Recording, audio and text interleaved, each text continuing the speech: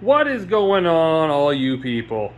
Welcome. Today is our second episode of the retro jet ski build. Now, I call it retro, not vintage, because we're making it like new again. Again, this is the second video. The first one, we were basically ripping everything apart and going through everything and figuring out what was going to work, what wasn't going to work. If you haven't seen that video, I'll definitely link that in the description below. As I said in that video, or the end of that video, today's video would be based upon basically fitting in the jet pump and making sure it's shimmed correctly before we start doing body work, which we are going to. So let's get into it.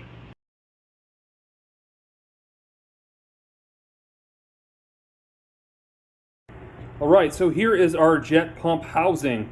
Now we know that it fits over top of the impeller there, and we know that we had some rubbing before. If you've seen the video, the last video, then you know that we did a little bit of repair on our impeller. Kind of a temporary fix. Again, we don't know if we're keeping this set up, but we're going to have to make sure that it works for the time being.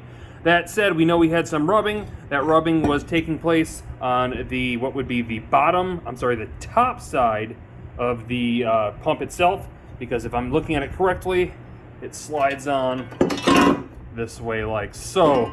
So knowing that it is rubbing on the top means that we either got to bring and shim this back side down, or the farthest rear side up. Now I don't think we can go any farther up because there was no shims in it. So what I think we have to do is get some shims in between this piece right here, which doesn't look like it's going to be very fun, but I got just the shims to do it. Let me grab those and we'll see how it fits on.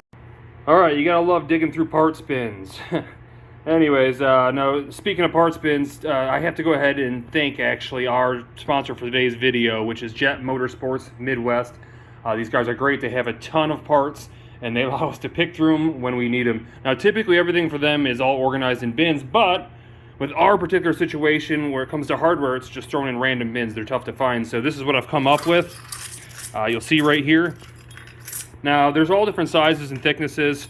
Some people even say they'll get to the point where they'll even shim this thing out with pop cans that are sliced up. So you have a real thin one like that, goes all the way up to a nice thick one, if you can see like that right there. So we just got to basically try this out and try the smallest to largest to see what the best fit is, but while we're spinning the impeller to make sure that it's got good clearance. So let me get you on a tripod and we'll see what we can do with this thing. Alright guys, so I'm going to do my best to kind of show you what's going on here.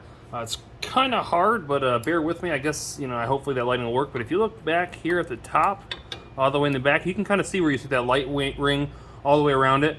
But you can't see anything on the top side there. That's because the top side is touching, which we don't want. And so what we want to do is we want to figure out how do we have to bend this thing to get that not to touch. And I think what I have to do is if I pull, you can't really see from there, but if I pull this bottom side out, we get our clearances. But I can tell I've got to pull it out quite a ways. I don't think that the thin washers are going to work. So I'm going to, right from the start, I'm going to grab some thicker ones. That's our thickness, if that helps any. I'm going to go ahead and I'm going to slide, because if you look right now, if you can see this, you can't really tell it's rubbing. You can kind of hear it. Now I'm going to go ahead and stick these larger shims in here. So these backs. Like so. Like so. Again, they're not bolted down, but that'll give me a fair idea. When I go to spin this thing now, you can see that light ring all the way around it. Oops, you could. Set that back up there. And there's no noise, so that's our clearance. That's actually perfect clearance. As of right now, again, I haven't bolted it down. I need to bolt it down. But once I bolt that thing down, if it's still clear like that, that's what we need to go with. So I'm going to go ahead and bolt it down real quick, and I'll let you know how it turned out. Okay, everything is bolted in. Hopefully you guys can see. I haven't tried to spin it over yet, but I still see clearance all the way around it. Perfect. Man, that was luck. First try, that never happens. All right, well, we know that our pump is set up and good now. We can pull this thing back out and we can start our body work.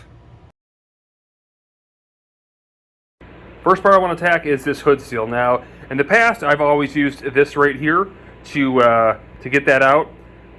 Unfortunately, depending on how old this is and the brand that has been replaced, if it's not OEM, the glue sometimes could be an animal to deal with. And so you get down to kind of the fiberglass and then you get chunks. And then you're going to be using like a rubber wheel or a wire wheel to try to get all that out, and it's kind of a pain, so I'm hoping that using this will help get this out. So I'm going to try that and we'll see what it looks like. Alright, so far so good. All the scraping, as you can see, just like this. I apologize, I know it's a little shaky. Everything's coming clean, like actually fairly clean. Let me show you kind of down in here. You can kind of see how well that's coming out. So we're doing pretty good. I know that it's not stock, obviously, or not OEM, because the thing's been painted before. I don't know what kind it is, but for whatever it is, it's coming off fairly easy. Now keep in mind, we are going to sand all this. It's not really a big deal, but the more that stuff that's on there when you go to sand it down, it gives you 10 times more work. In my personal opinion, this is the perfect tool to get that off, and all this is a 1-inch chisel. You can get it anywhere. You can see that is a Blue Box store brand. So pretty much just search 1-inch chisel and you'll find it. Anyhow, I'm going to go ahead and take all this off. I'll show you what it looks like when it's all cleaned up. Okay, so just to give everyone an update on what that 1-inch chisel did, you can kind of see how well that got all that stuff out of there. Now, I just want to tell you, if you're not planning on painting your ski, you might not want to use a chisel. Not for nothing, I'm just saying. In that situation, we have plenty of other attachments. So now, we're going to start with the rubber wheel, which is this one right here. It's usually used to take off decals to see what we can get off. If that doesn't work, our next step up is the plastic wheel here. If that doesn't work, we're stepping up to our multi-sanding tool or wheel. And if that doesn't work, well, we got a wire brush wheel we're going to use. So one way or another, all that stuff coming off, and I will show you what it looks like when it's all off. All right, and there you have it. I'd say it's probably about 98%. There's a couple areas up here in the top that I gotta get by hand, but for the most part, it's cleaned out and it looks very, very good. Now, the tool of choice ended up being our plastic wheel, which I believe is nylon actually. That's the only thing that would really rip down into this without really tearing it up. I didn't even get to use the other two parts. I just stuck with this, and as far as the rubber wheel, that thing sucked, just bouncing all over the place. Didn't hardly take off nothing. It was just smoking, so not good. If you are using one of these though, again, same idea. You probably want to not use this if you're not painting your ski. Everything's going to be by hand if you're not painting the ski.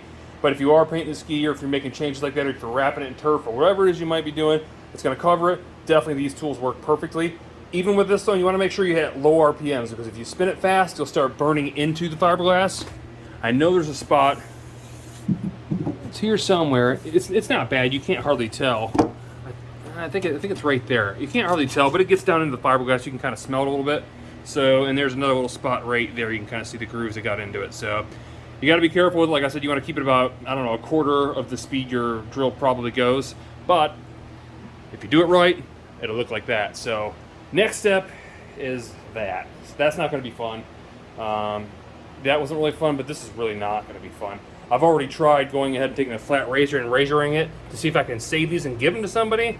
That worked until I went through it. So it is what it is. But I'm going to try to get these off by, again, using a razor and getting the majority off, and then maybe using our nylon wheel and nylon wheeling it off. So I'll let you know what worked, what didn't, but I'll show you what it looks like here in just a second.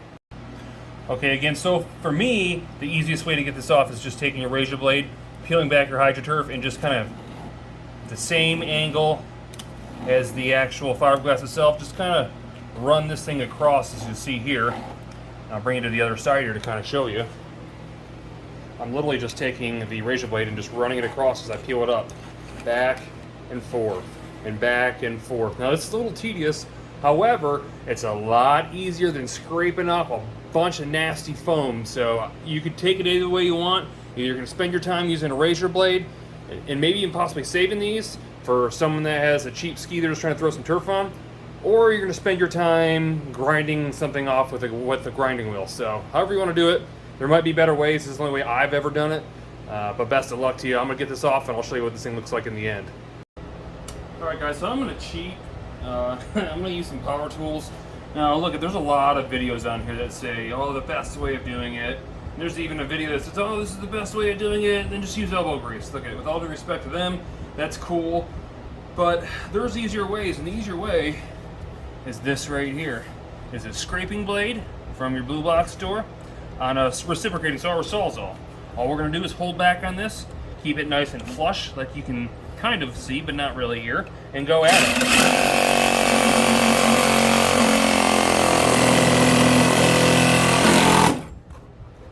Look at that, simple as that. Like it's not easier. You can't get it. It's not possible to get easier.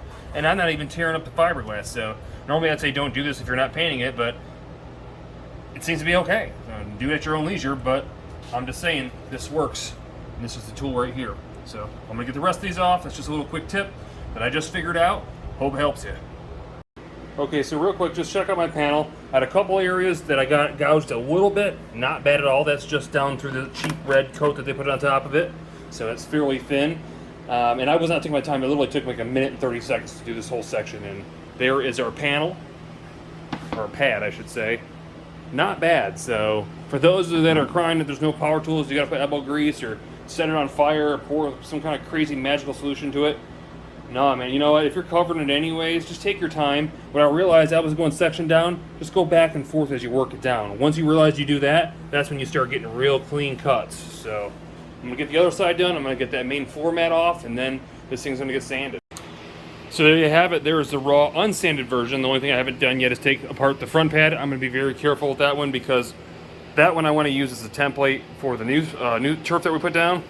But just to give you an idea of the turf, the old stuff, there it is, all in, well, 3 pieces. So it is definitely, you know, obtainable to get these out in 1 piece, though it's probably not likely you're going to be doing that because if you're taking your turf off, you probably want to put new turf on.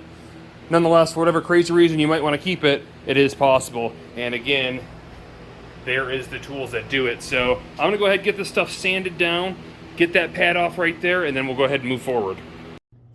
All right, so option number 3 as far as removing HydroTurf, very simple. Using our same tool, simply slide it into the back and work yourself left to right. Very simple, very straightforward, easy to do. It's got smaller areas, it's not much of a headache, and you can see how clean that is. So if you don't have large space, or you have the time to do it, well, I suggest using our number 1 tool. Okay, so moving on to the body. We are now about to work on the most important, biggest upgrade of this entire ski, and yes, that is part of the body. We are going to be flat decking the ski. Now, what that means is we're basically taking the deck that you see here, which you stand on, and cutting off those arms that you see sticking kind of out the back, much like the pictures that you see that are on the screen right now. Now, there's a bunch of different options as you see how they're cut differently that we can use, and there's a few that I like. Mostly, I like the one that is completely cut off. I love the way that looks. However, it's not really all that functional, and with the way our new pump and engine is going to be putting torque on this bulkhead, which is right here. Having a little bit of extra support here is really important in my eyes. The other half of that is actual foot grip. So being able to step on it and not slip off. When it's completely flat, you really don't have anything. You got your HydroTurf, but that doesn't necessarily hold you to the deck of it. So you want something to kind of give your foot some grip. So what I think I've decided on was going with the blue tape line right there. I'm basically going to cut that up and off, so that whole section is going to be gone. Now, I do plan on integrating something kind of at an angle in the back to get your feet on. If you know you're hitting waves, you don't have to worry about sliding straight off. You have a little bit of something to grip on. But one of the biggest features of this is when you're getting on one of these things, your knees get really, really close. In fact, it's kind of uncomfortable trying to get on here.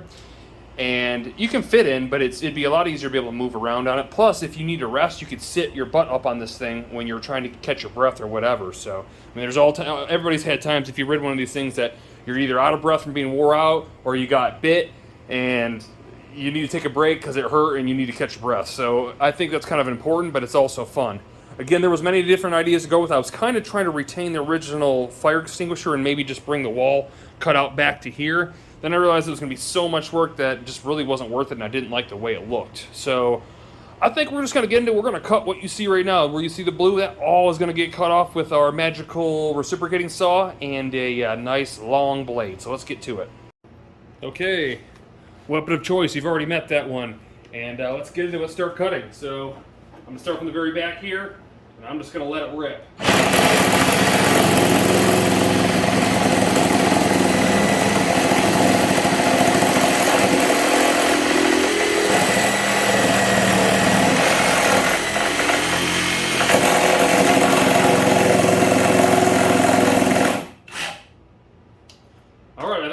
Blade. That one sucks. Alright, next blade.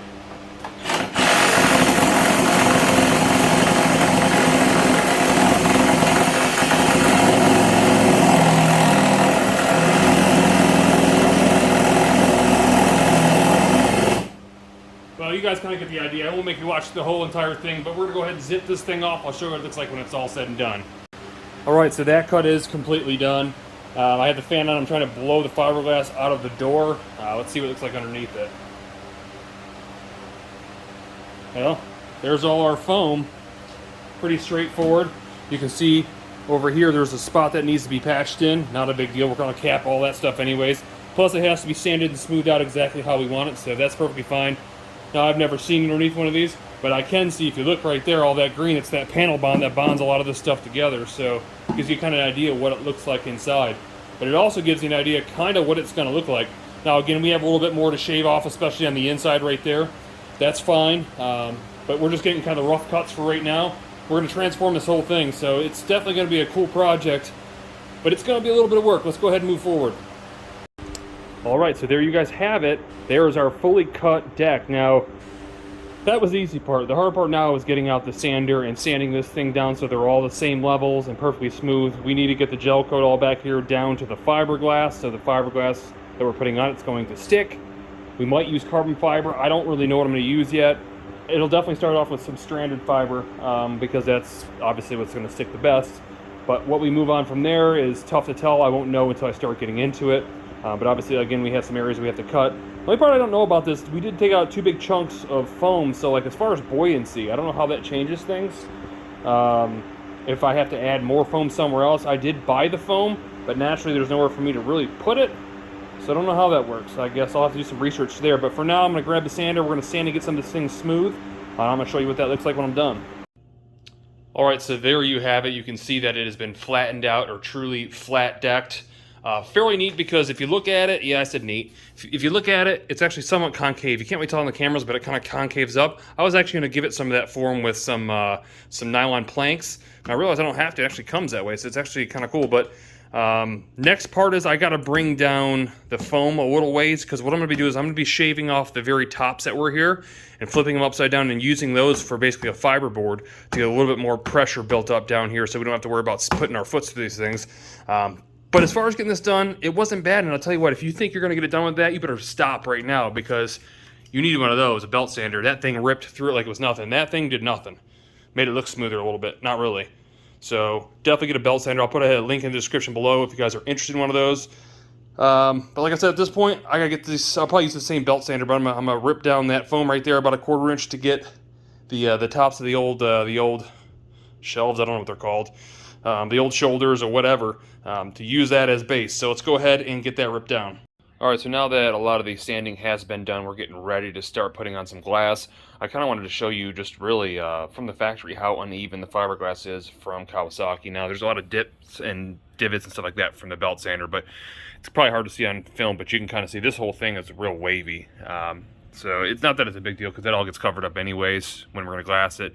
And after we're done glassing, we'll probably put a little filler in it to smooth everything out, and it'll be painted anyways. But nonetheless, it's all going to be covered with turf, so that's irrelevant. That said, let's go ahead and move on to our next step. So before I start glassing, I want to go ahead and be able to cap these pieces here. Now, like I said, I wanted to use the fiberglass from the old pieces that we cut off over here. So if that works, what I'm going to do is I'm going to basically just take this with a pencil, and I'm going to outline all the edges to get my exact shape.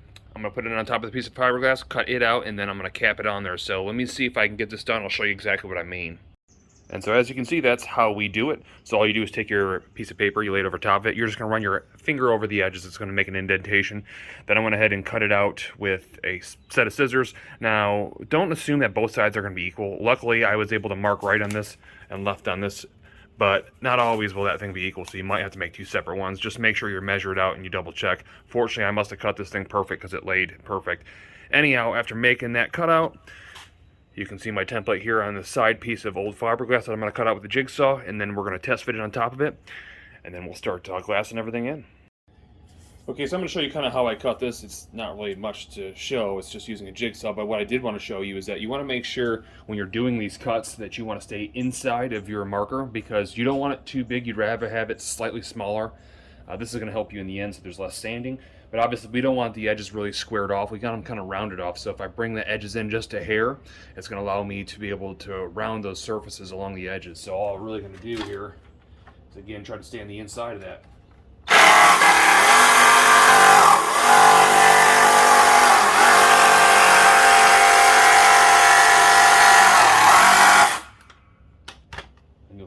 I'm all on the inside of the, it's kind of tough to tell now, but of the marker itself. So just a quick tip, like I said, if you don't want to have to sit here and sand a billion things and have fiberglass all over you, everything that I do when working with fiberglass, I try to have the least amount of sanding as possible because it's not fun when it gets in your skin. So anyhow, I'm going to finish cutting this out. We'll set it on there. We'll see how it fits. All right, so one thing I did forget to mention that I want to make sure I show you guys. Remember, this is stuck to all this foam here, so what you need to do is you need to take a long, straight razor just like so, and you need to just kind of cut it through like so, as tight as you can get it ready to cross that fiberglass. And then you're going to take something to go ahead between the two and slowly pry it. Again, slowly, because you don't want to crack the fiberglass. You just kind of want to work your way down to get this thing separated like so.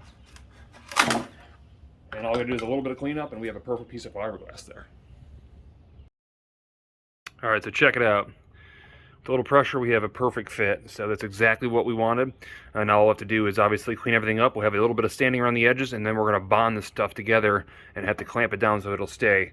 We'll probably do that after we start some of the glassing, but nonetheless you can kind of see what a good fit that is. So obviously I have to take out the sticker as well, but I'm going to do that to the other side. We'll be ready to move forward and hit the fiberglass. Alright, so last step before we start the fiberglass. This is the same deal as you saw with the caps right there.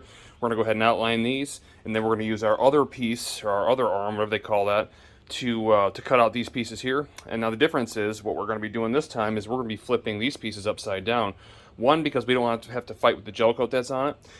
Also, taking that gel, or leaving that gel coat on, kind of leaves a waterproof side, so we'll have it this way. But not only that, these things are kind of concave, and so we want it to be opposite when we lay it upside down, so it sinks down in.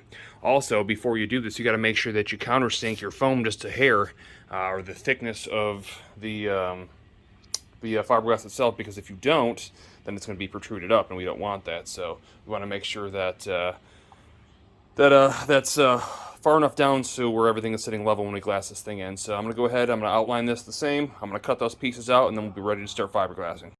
Alright, so here you see all the pieces are cut now. Now what we need to do, we need to take our panel bond, we're going to panel bond those on, we're going to take some old weights and set them on top of it. We're going to let that dry overnight, and then we're going to hit it with glass. Alright guys, so a quick shot of the way it's going to sit for the next 24 hours. Again, everything's panel bonded. We have the weights holding it down because obviously these pieces were concave, they don't fit exact. So once they are bonded and dried and adhered, cured, whatever you want to call it, they'll be perfectly fit, or at least for the most part. And then all we have to do is hit the glass over top of it. So as you see in the front, all we had to do was take some duct tape after we bonded it and hold it in place. In the back, because it's a little bit different the way it lays, I had to use heavy weights. Not a big deal, just a day of not working out. Nonetheless, moving forward, I will see you in the morning. I'll show you what it looks like when it is all cured. Alright everyone, well I'm going to cut it there for this video today. I know you guys have shared with me you guys like the videos between 20 and 25 minutes long. Keep in mind, if you guys like this video, definitely throw that thumbs up, and if you're not already, definitely subscribe, because you're going to get a lot more great content, not just on this particular build, but on several builds to come forward. So that said, if you're looking for the part 2 of the body, that will be coming up, so go ahead and click that bell notification and you'll be notified right when that video comes out. I'll see you in the next one.